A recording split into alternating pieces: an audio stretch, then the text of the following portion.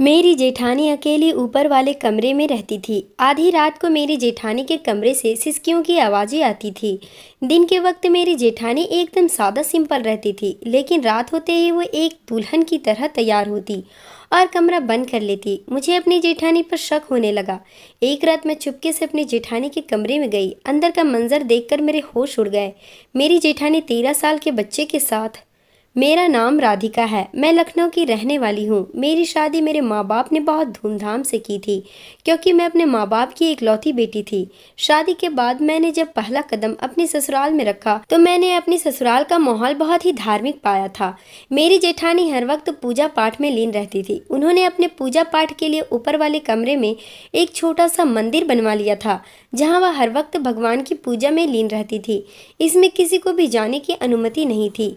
मेरी जेठानी ने मुझे भी सख्ती से मना कर दिया था कि मैं कभी भी ऊपर न जाऊं, और यह बात मेरे पति ने भी मुझसे कही थी कि मेरी भाभी की मैं हर बात मानता हूं। अगर मेरी भाभी ऊपर जाने को मना कर रही है तो तुम भी मत जाना। जब मैंने वजह पूछी तो मेरे पति शेखर कहने लगे कि मेरी भाभी को बिल्कुल पसंद नहीं कि कोई उनके पूजा पाठ में विघ्न डाले। मैं भी कभी उनके मना करने पर ऊपर नहीं गया, तो तुम्हें ऐतराज किस बात पर है? शेखर की बात सुनकर मैं चुप हो गई, लेकिन मुझे यह बात कुछ अजीब सी लग रही थी।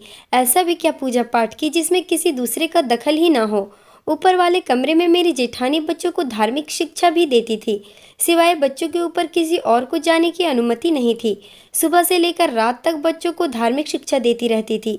मेरी जेठानी के बच्चों की पढ़ाने की आवाज़ नीचे तक आती रहती थी। शेखर वैसे तो बहुत नर्म मिजाज के थे और अपनी भाभी के बहुत ही आज्ञाकारी देवर भी थे। मैंने कभी उन्हें अपनी भाभी के सामने ऊंची आवाज़ में बात करते नहीं सुना था। शादी की पहली रात उन्होंने मुझसे बस यही इच्छा जाहिर की थी कि राधिका, मेरी भाभी के साथ बदतमीजी से पेश मत आना, क्योंकि उन्होंने बहुत तंग जिंदगी गुजारी है। उन्होंने अपनी जिंदगी में बहुत दुख झेले हैं। एक बार मुझसे कहने लगे कि मेरी भाभी ने मेरी खातिर अपनी पूरी जवानी बर्बाद कर ली। भाभी पापा के गुजर जाने के बाद भाई और भाभी ने ही मुझे पढ़ाया लिखाया और काबिल बनाया। भाई के अचानक से गुजर जाने के बाद मैंने भाभी से वादा किया कि मैं उन्हें कभी भी किसी चीज़ की कमी नहीं होने दूंगा। मैंने भाभी से कहा, आप चाहो तो दूसरी शादी करके अपनी ज़िंदगी की शुरुआत करें, लेकिन उन्होंने साफ इनकार कर दिया और दूसरी शादी नहीं की। इसलिए मैं नहीं चाहता कि मेरी या तो तुम्हारी वजह से उन्हें कोई तकलीफ पहुँचे। मैंने शेखर से वादा किया था कि मेरी वजह से तुम्हारी भाभी को कभी कोई तकलीफ नहीं पहुँचेगी, उन्हें मुझसे कभी कोई शिकायत नहीं मिलेगी। मैंने सोचा था, इतनी सीधी सादी औरत और इतनी धार्मिक औरत से भला मुझे क्या समस्या हो सकती है। मेरी जेठानी बहुत अच्छी थी, बहुत ही धीरे धीरे बात करती थी। आज तक मैंने उन्हें तेज आवाज में बात करते या गुस्सा करते नहीं देखा था, लेकिन कुछ ही दिनों में मुझे उनकी हरकतें शक में डालने लगी थी। शादी के फौरन बाद ही मेरी जेठानी ने मुझे बताया था कि मात्र 16 साल की उम्र में ही उनकी शादी हो गई थी। उन्होंने अपने पति के गुजर जाने के बाद बहुत ही मुश्किल समय काटा है। उन्होंने बताया कि शेखर उस समय 16 साल के थे जब ससुर एक हादसे में चल बसे थे। ससुर जी का अपना घर था, जिसके ऊपर वाले कमरे को मेरी जेठानी ने किराए पर दे रखा था, जिसका अच्छा खासा किराया आता था। जिन बच्चों को मेरी जेठानी धार्मिक शिक्षा देती थी, उन बच्चों के माता पिता अपनी मर्जी से कुछ पैसे मेरी जेठानी को दे जाया करते थे। बस इन्हीं पैसों से जिंदगी की गुजर बसर हो रही थी। लेकिन जब से मेरे पति शेखर की नौकरी लगी थी तो मेरी जेठानी के दिन अच्छे कटने लगे थे। जैसे ही शेखर की नौकरी लगी थी तो मेरी जेठानी ने ऊपर वाला कमरा खाली करवा लिया, वहाँ बच्चों की संख्या और बढ़ा ली थी।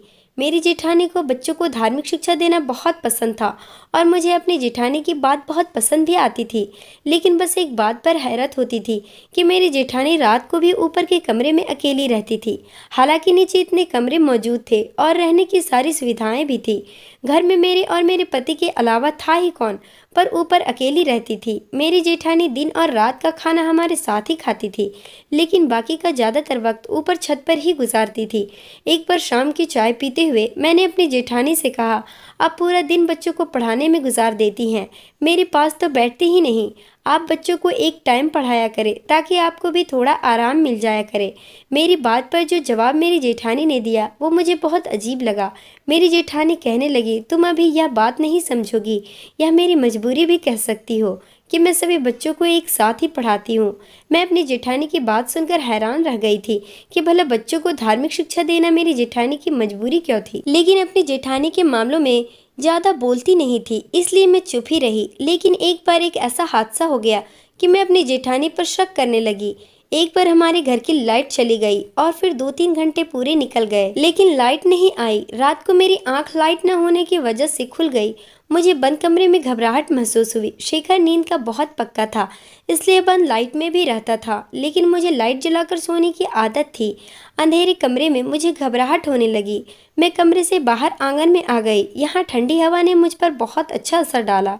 मेरा मूड एकदम से फ्रेश हो गया। लेकिन तभी मुझे ऊपर से किसी के रोने की और सिसकने की आवाज़ें आईं। मैं एकदम चौंक गई। पहले तो मुझे अपना वहम लगा, क्योंकि मेरे घर में कोई बच्चा कैसे हो सकता है। लेकिन आवाज़ मुझे दोबारा आई तो मैंने कान लगाकर सुनने की कोशिश की। किसी बच्चे के रोने की आवाज़ थी। ऐसा लग रहा था जैसे कोई 13 से 14 साल का लड़का रो रहा है। पहले तो मैंने सोचा कि शायद लाइट की वजह से आस पड़ोस में कोई बच्चा रो रहा होगा, क्योंकि लाइट नहीं थी और गर्मी भी हो रही थी। लेकिन फिर भी दिल नहीं माना, तो मैं डरते डरते सीढ़ियाँ चढ़कर ऊपर जाने लगी। जैसे जैसे मैं सीढ़ियाँ चढ़ रही थी, वैसे वैसे सिसकने की आवाज़ें और तेज हो रही थी। ऊपर के सब कमरे बंद थे, बस एक कमरे में ही रोशनी थी और आवाज़ भी वहीं से आ रही थी। मैं उसी कमरे के बाहर खड़ी हो गई। हालांकि शेखर ने मना किया था। जब मेरी भाभी ने मना कर दिया है तो तुम ऊपर नहीं जाओगी। मेरी भाभी को अपने पूजा पाठ में किसी की दखल अंदाजी बिल्कुल बर्दाश्त नहीं। मैं ऊपर छत पर तो आ गई थी, लेकिन अंदर कमरे में जाने की हिम्मत नहीं हुई। कमरे के बाहर ही मेरे कदम रुक गए। पहले मैंने सोचा हो सकता है मेरी जेठानी पूजा कर रही हो और पूजा करते हुए रो रो कर भगवान से कुछ मांग रही हो। लेकिन अगली आवाज़ जो मैंने सुनी तो मेरा दिल धड़कना ही भूल गया। एक आवाज़ मेरे कानों में आई थी, देखो मुझसे दूर रहो, मेरे पास मत आओ। बच्चे की आवाज़ ने तो मेरे होश उड़ा दिए थे। उस कमरे के बाहर ना कोई खिड़की थी, ना ही कोई रोशनदान जहाँ से मैं देख सकती कि अंदर क्या हो रहा है और एक बच्चा हमारे घर में कैसे आ सकता है, और वह भी इस वक्त। एक के बाद एक सवाल मुझे परेशान कर रहे थे। जी चाह रहा था कि दरवाज़ा खटखटाकर अपनी जेठानी को आवाज़ दूं। अभी यही सोच रही थी कि दरवाज़ा खुला और मेरी जेठानी पसीने से सराबोर मेरे सामने खड़ी थी। मेरी जेठानी के कपड़े बहुत अजीब हो रखे थे। मुझे देखकर पहले तो उनके चेहरे की रंगत ही उड़ गई। फिर जल्दी से उन्होंने कमरे का दरवाज़ा बंद कर दिया। पहली बार मेरी जेठानी ने मुझसे गुस्से में बोली, यह क्या कर रही हो, मैंने तुम्हें मना किया था कि ऊपर मत आना। मेरी जेठानी की हालात ख़राब हो रही थी। ऐसा लग रहा था कि जैसे वह बहुत ज़्यादा डर गई थी। मेरी जेठानी ने मुझे इस कदर गुस्से से देखा कि मैं भी डर गई थी। मेरी जेठानी दोबारा कहने लगी, जाओ नीचे जाओ और ख़बरदार तुम दोबारा ऊपर आई तो। वह चिल्लाकर बोल रही थी। मैं जल्दी से नीचे उतर गई और अपने कमरे में चली आई। मेरा दिल ज़ोर ज़ोर से धड़क रहा था। मेरे लिए मेरी जेठानी का रवैया हैरान कर देने वाला था। वह तो बहुत ही धीरे और प्यार से बात करती थी। उनके शब्दों में चाशनी घुली होती थी। लेकिन जो रूप अभी मैं अपनी जेठानी का देखकर आ रही थी, मुझे बिल्कुल भी विश्वास नहीं हो रहा था कि वो मेरी जेठानी थी। मेरे दिमाग ने तो काम करना बंद कर दिया था। आखिर मेरी जेठानी के कमरे में एक बच्चा रो रहा था और वह क्या कह रहा था कि मेरे पास मत आना। मुझे कुछ भी समझ नहीं आ रहा था। फिर मेरी जेठानी का डर जाना, मुझे देखते ही जल्दी से दरवाजे को बंद कर देना, बिगड़े कपड़ों में बाहर निकलना, मुझे यह सब बातें शक में डाल रही थी। मेरी जेठानी तो बहुत ही धार्मिक थी। हर वक्त सर पर साड़ी का पल्ला डाले रहती थी, लेकिन उस वक्त उन्हें होश ही नहीं था कि उनकी साड़ी का पल्ला कहाँ जा रहा है। सोच सोचकर मेरे सिर में दर्द होने लगा। मेरी शादी को 5 महीने गुजर चुके थे और इन 5 महीनों में मैंने अपनी जेठानी को बहुत ही अच्छी औरत पाया था। लेकिन आज वह जिस तरह कहर भरी नज़रों से मुझे देख रही थी, मैं तो अंदर से भी कांप गई थी। लेकिन पता नहीं क्यों मुझे किसी गड़बड़ी का एहसास होने लगा था।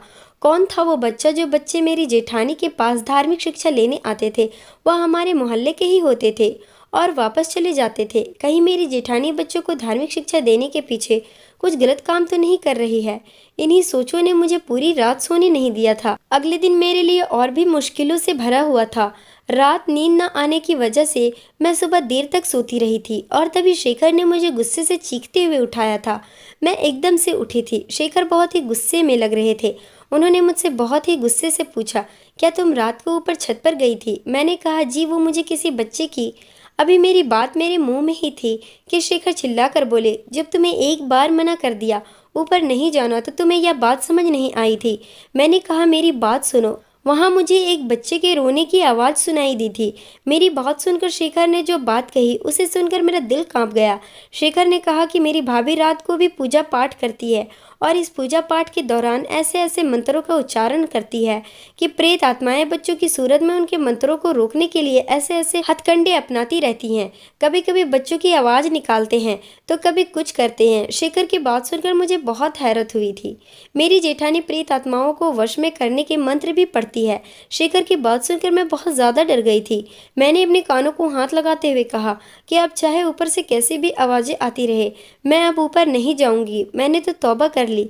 शेखर मेरी बात सुनकर शांत हो गए थे, लेकिन मुझे एक बात अभी भी परेशान कर रही थी कि अगर मेरी जेठानी पूजा पाठ या मंत्रों का उच्चारण करके प्रेत आत्माओं को बस कर रही थी, तो फिर मेरी जेठानी के कपड़े बिगड़े हुए क्यों थे? दिन भर तो कितनी सभ्य तरीके से रहती थी, लेकिन उस समय जो मैंने अपनी जेठानी का रूप देखा, मैं सोच में पड़ गई थी।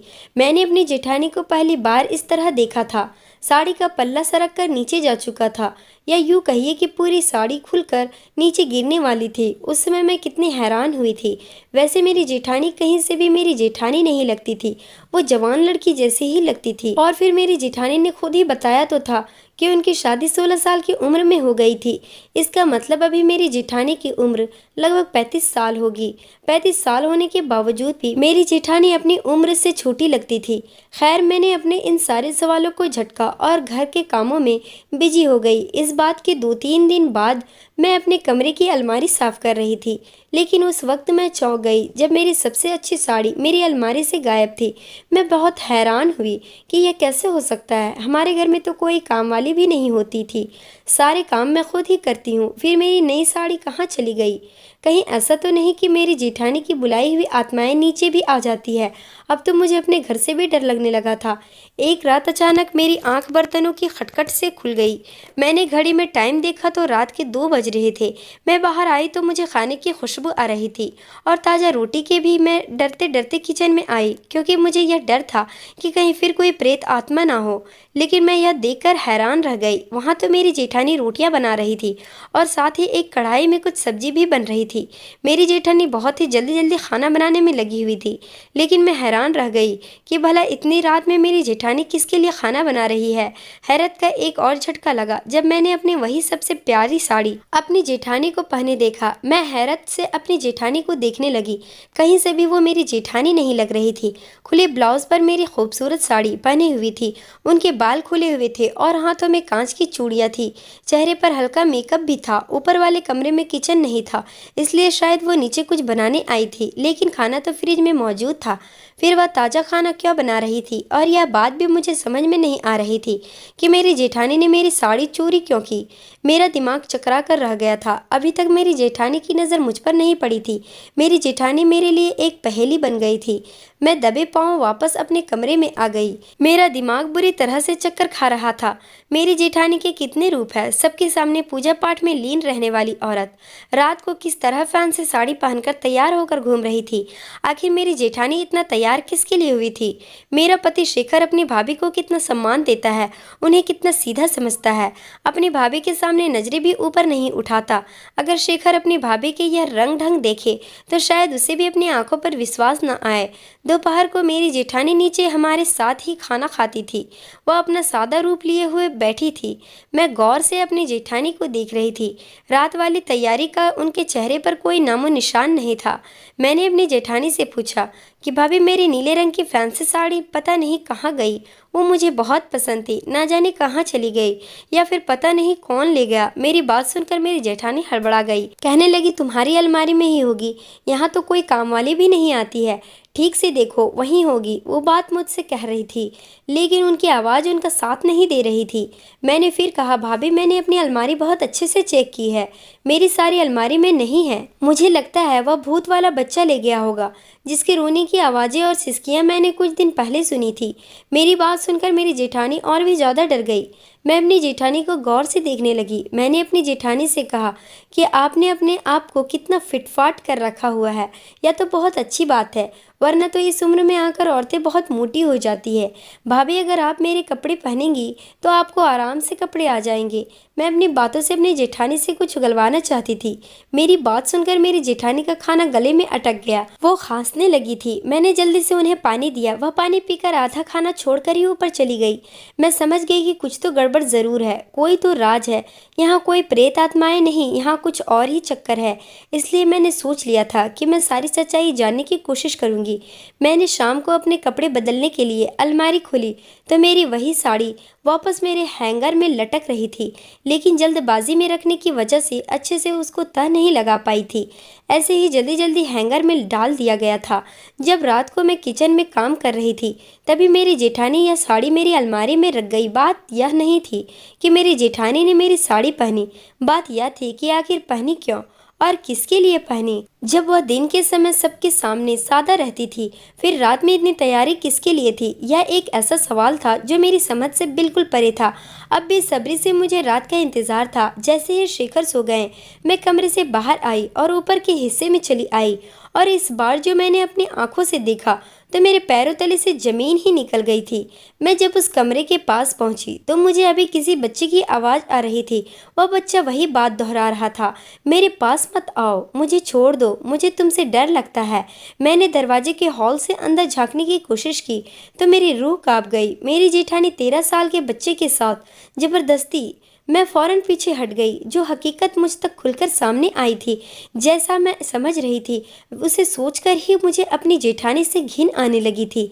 मेरे दिल की धड़कनों की हालात यह थी कि मेरा दिल धड़कना ही भूल गया था।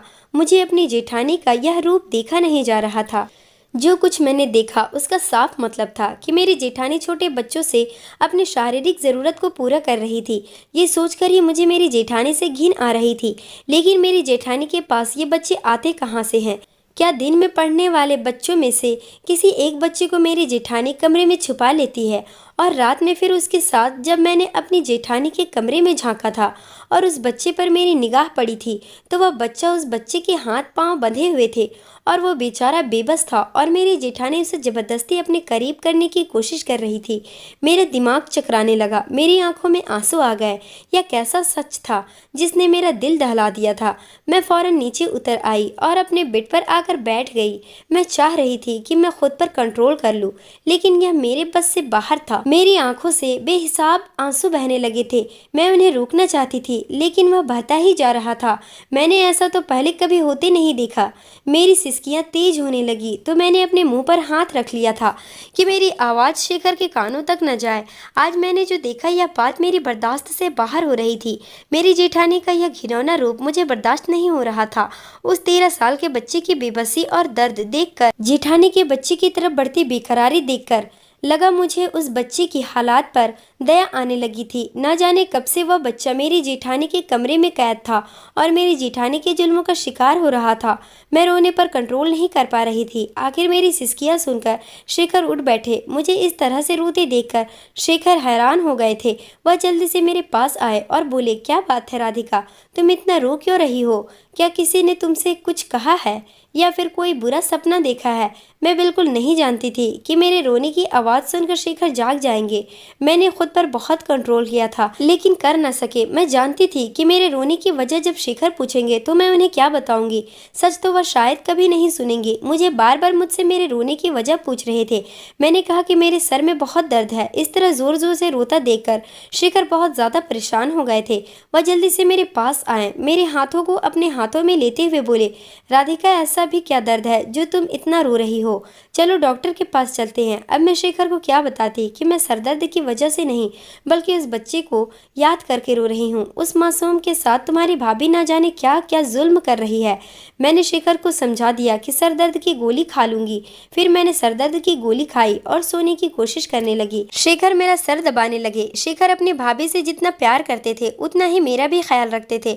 मुझे आज तक कोई तकलीफ नहीं हुई थी और ना ही कभी शेखर ने मुझे अपने कामों के लिए परेशान किया था। ना जाने कब मुझे नींद आ गई, लेकिन जब मेरी आंख खुली तो मेरी जेठानी मेरे पास बैठे हुए कुछ पढ़ रही थी। शायद हनुमान चालीसा पढ़ रही थी। शेखर भी हमारे पास ही बैठे हुए थे। जब मैंने अपनी जेठानी को अपने पास बैठा देखा तो मैं झट से उठ गई थी। मुझे उस औरत से घिन महसूस हो रही थी जो दिन में हर वक्त भगवान का नाम जपती रहती थी और रात को कितना गंदा काम करती थी, वो भी मासूम से 13 साल के बच्चे के साथ। मुझे इस तरह उठते देखकर शेखर कहने लगे, राधिका कैसी तबीयत है तुम्हारी? रात को शायद तुम डर गई थी, इसलिए भाभी ने हनुमान चालीसा का पाठ किया है। देखना थोड़ी देर में ही तुम ठीक हो जाओगी। मेरी भाभी के पढ़ने में बहुत ही असर होता है। यह सुनकर मैंने बहुत ही हैरत से शेखर की ओर देखा। शेखर कितना मानते हैं अपनी भाभी को। फिर मैंने अपनी जेठानी की तरफ देखा जो अपनी शारीरिक इच्छाओं को पूरा करने में यह भी भूल बैठी थी कि उनका देवर उन्हें अपने दिल में क्या सम्मान दे बैठा है। जब उसे पता चलेगा तो उनके बारे में क्या सोचेगा। मैंने कहा, मैं ठीक हूँ, हनुमान चालीसा की जरूरत नहीं है। ना चाहते हुए भी मेरे बोलने के अंदाज में गुस्सा आ गया था।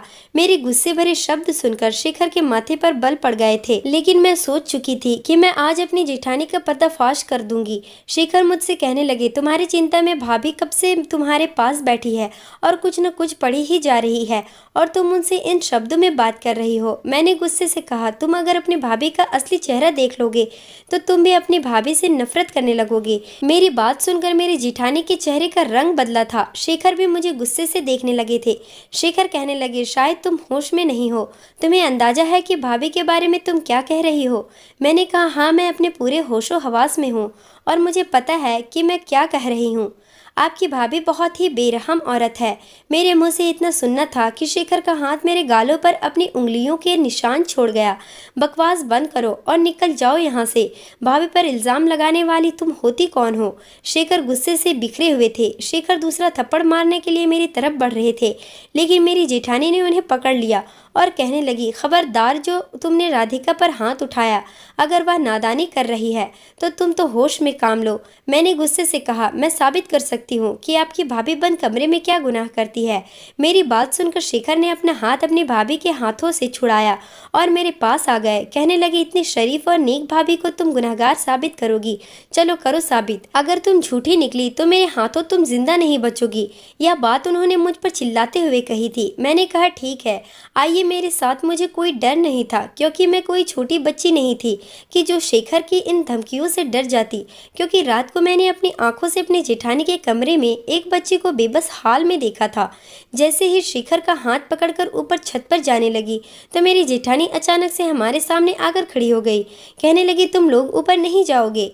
मैंने कहा, क्यों नहीं जाएंगे? ताकि आपका पोल न खुल जाए कि आप मासूम कम उम्र बच्चों के साथ क्या करती हैं। शेखर अपनी भाभी की इस हरकत पर हैरान रह गए थे।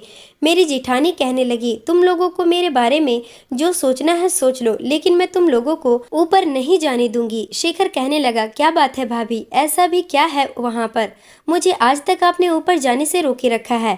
मैंने कभी आपकी बात नहीं टाली, लेकिन मुझे देखना है। मेरी जेठानी शेखर को मना करती रह गई, लेकिन वह ऊपर चले गए। ऊपर के सारे कमरे खोल खोल कर देखने लगे और फिर एक कमरे में उसे वह बच्चा मिल ही गया।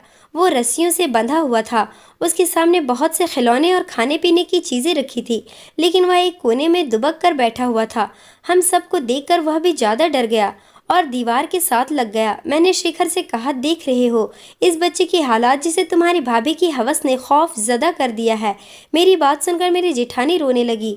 बोली, बस करो, मुझ पर इतना घटिया इल्ज़ाम मत लगाओ। यह मेरा बच्चा है, मेरा खुद का बेटा। अपनी जेठानी के मुंह से यह बात सुनकर मैं हैरान रह गई। शेखर भी हैरानी से अपनी भाभी को देख रहे थे, क्योंकि मेरी जेठानी के तो एक भी बच्चा नहीं था।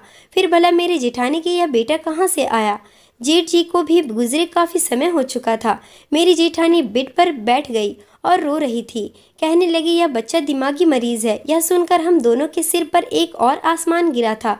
मेरी जेठानी अभी रो रही थी। मैंने और शेखर ने सारे कमरे देख लिए थे, लेकिन अभी एक कमरा और बचा था जो बंद था। मैं शेखर का हाथ पकड़कर बाहर ले आई। उस दरवाजे पर ताला लगा हुआ था। मेरी जेठानी ने खुद ही आकर दरवाजा खोला। जो इंसान अंदर बैठा था उसे देखकर मेरे पति हैरान और परेशान थे। सामने एक आदमी चारपाई पर लेटा हुआ था, जिसे देखकर शेखर उनके सीने से लग गए और कहने लगे, भैया आप जिंदा है। यह सुनकर मेरा दिमाग तो चक्कर खाने लगा था। एक के बाद एक धमाके मेरे ऊपर हो रहे थे। मेरी जेठानी बोली, हाँ शेखर, एक्सीडेंट में तुम्हारे भाई मरे नहीं थे, बल्कि उन पर झूठे कत्ल का इल्ज़ाम लगाया गया था और वह कत्ल उनके दोस्त ने किया था। लेकिन पिस्तौल तुम्हारे भैया को पकड़ा दी थी। तुम्हारे भैया ने उसे फेंक दिया और वह घर से भाग गए, वरना पुलिस उन्हें पकड़ लेती और फांसी की सज़ा हो जाती, क्योंकि उस पर तुम्हारे भैया की उंगलियों के निशान थे। लेकिन वह काम की किसी और ने किया था। 14 से 15 साल पहले एक रात को तुम्हारे भैया मुझसे मिलने आए थे। कहने लगे मैं कभी भी किसी को यह बात ना बताऊं कि मैं जिंदा हूं। फिर मैं और तुम्हारे भैया छुप छुप कर मिलने लगे थे और फिर मैं उम्मीद से हो गई। मुझे यह डर था कि कहीं तुम्हें यह खबर न हो जाए, इसलिए मैं अपनी बहन की बीमारी का बहाना करके मैं गाँव चली गई जहाँ मैंने अंश को जन्म दिया। मैंने इसे अपनी दीदी को दे दिया था। काफी समय तक दीदी ने ही अंश की देखभाल की थी, लेकिन अब वह बीमार रहने लगी थी, इसलिए मैं और तुम्हारे भैया इस बच्चे को वापस ले आए। लेकिन यह बच्चा मुझे नहीं पहचानता, मुझसे डरता है, अपने सीने से लगाने को तरसती रही। उसे अपने सीने से लगाना चाहती हूँ तो ये मुझे अपने पास नहीं आने देता। इसका दिमागी संतुलन ठीक नहीं है, इसलिए इसके हाथ पैर बांधना पड़ता है क्योंकि वह खुद को नुकसान पहुंचा सकता है और या फिर जोर जोर से दरवाजा भी बजाने लगता है। मैं डर जाती हूँ कि कहीं किसी को खबर न हो जाए, इसलिए मैं रात को ऊपर ही सोती हूँ। ऐसा करने से तुम्हारे भैया के साथ थोड़ा समय भी गुजार लेती हूँ, लेकिन मैं यह बात किसी को नहीं बताना चाहती थी, तुम्हें भी नहीं बताना चाहती थी, क्योंकि मुझे डर था कि कहीं यह बात फैल गया और किसी को पता चल जाती तो तुम्हारे भैया पकड़े जाते। अपनी जेठानी के मुंह से सच्चाई सुनकर मुझे खुद पर शर्म आने लगी। मेरी जेठानी तो बहुत बहादुर थी, जिन्होंने अपने पति को बचाने के लिए न जाने कितनी तकलीफ उठाई थी। मेरे पति ने वो शहर छोड़ दिया, हम दूर दराज गाँव में चले गए ताकि सुकून से अपनी जिंदगी जी सके, जहाँ किसी का डर ना हो। मैंने अपनी जेठानी से माफ़ी मांगी थी क्योंकि हर बार आंखों का देखा सच नहीं होता। मेरी जेठानी ने भी मुझे माफ़ कर दिया था। शेखर अंश को एक अच्छे डॉक्टर के पास उसका इलाज करवा रहे हैं। डॉक्टर ने बोला है कि आपका बेटा जल्द ही ठीक हो सकता है। मैं भगवान से दुआ करती हूँ कि अंश जल्दी से ठीक हो जाए। मेरी जेठानी ने बहुत ही तकलीफ़ें उठाई है, भगवान उनकी तकलीफ़ों से उन्हें छुटकारा दे दे। दोस्तों, उम्मीद करती हूँ आपको हमारी कहानी पसंद आई होगी। कहानी पसंद आई है तो वीडियो को लाइक करें, चैनल पर नए हैं तो चैनल को सब्सक्राइब करें। मिलते हैं अगली कहानी में।